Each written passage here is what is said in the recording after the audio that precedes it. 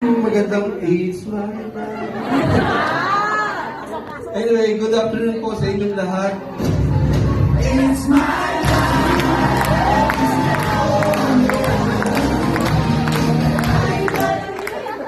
Alright. Good morning, Yesland family!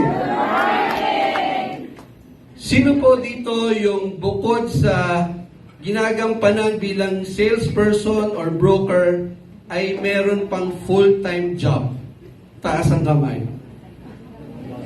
Alright, so marami-rami rin, no? Mga 20 siguro, no? Palakpakan nyo po ang inyong mga sarili.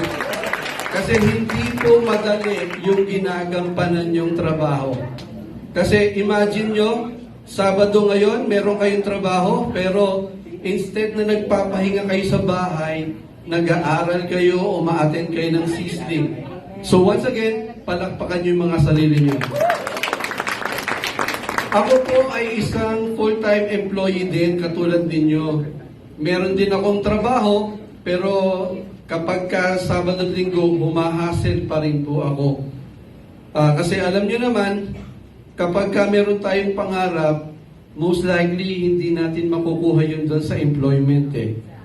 Kaya nga nung isang araw, pag uwi ko ng bahay, siyempre galing ako sa trabaho, pagod, stress, meron kaming ginawang makina, kaso talagang hindi namin maayos. So, pag uwi ko sa bahay, medyo gloomy yung pakiramdam, tapos stress nga talaga sa traffic, sinalubong po ako ng asawa ko. Meron siyang ibinalita sa akin. Sabi niya, Dad, Papa Jel, kasama tayo sa top seller sa sisling natin dito sa... Kailangan daw mag-speech tayo. Kaya lang, inutos niya sa akin, ikaw ang mag-i-speech. Okay. Nagalit ako sa sarili ko. Grabe ako naman, pagod na ako. So, naisip ko, galit na galit ako talaga. Naghanap ako ng solid na bagay. Nakita ko yung notebook ko. Di ba, medyo matigas-tigas yun? So ngayon, pagbukas ko ng notebook, lumapit ako sa kanya, sabi ko. Kaya lang, nag-isip nga pala ako, teka, si Broker Bet, broker ko. Ako, salesperson. Kapag nagalit ako sa kanya, pwedeng i-dislodge niya ako. Diba? Kaya ang sabi ko na lang, ano yung gusto mong message sabihin sa Yesland? Ako na lang mag-deliver para sa iyo. Ayan, joke lang po. Mahal na mahal ko po yung asawa ko. Ayan, kung ano yung ipagawa niyo sa akin, gagawin ko po. Kaninang umaga, nagising ako. Kasi nag-CR siya sa CR nung alas 4 ng umaga. Ngayon, pagbalik niya, hinawakan ko yung hita. Ganun lang. Wala akong sinabi. Pero sabi niya sa akin, love you, Dad. Wala akong sinabi ito, nagsalita. Pero ngayon, sabihin ko sa iyo yung gusto kong sabihin, Mami, sandali.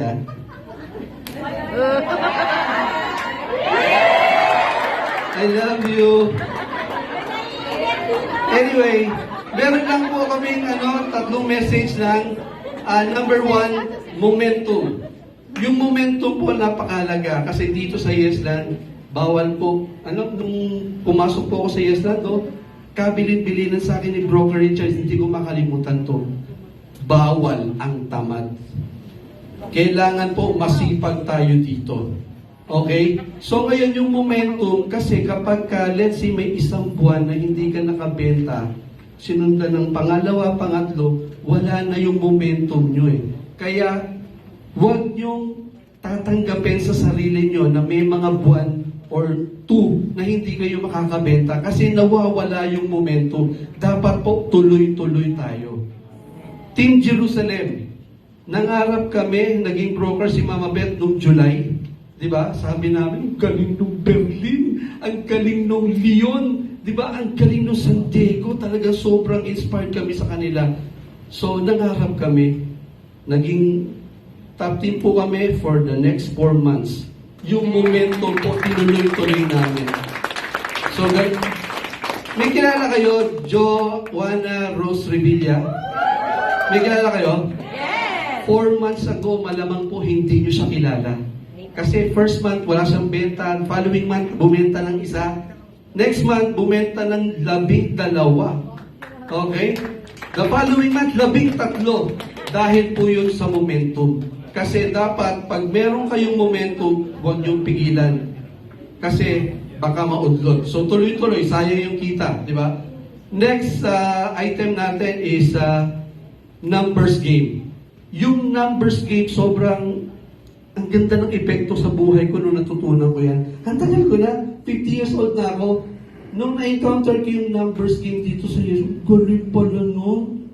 Biruin mo, meron kaming bagong salesperson. No? Yung bagong salesperson na yun, kinausap niya ako. So sabi niya gano'n, alam mo, Papa Jen, ang dami ko ng inopera ng bahay pero hindi bumibili. Alam mo, tuwa-tuwa siya. Sabi ko, parang baliw ka ba? Ang trabaho natin magbenta pero natuwa siya kasi marami daw siyang inopera, nag-say no. Pero in the end, sabi niya, okay lang yun. Kasi the more no na nagno sa akin, palapit na yung yes ko. Ano din nangyari?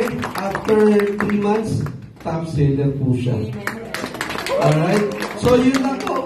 At time's up na ako, pero believe, last na, the power of prayer. Hindi po ako pray for your family, pray for your health, pray for any concern sa buhay nyo. Kasi kung hindi ako nag-pray, alam mo nyo, lagi kong pinipipray talaga Team Jerusalem, Yes Land Realty.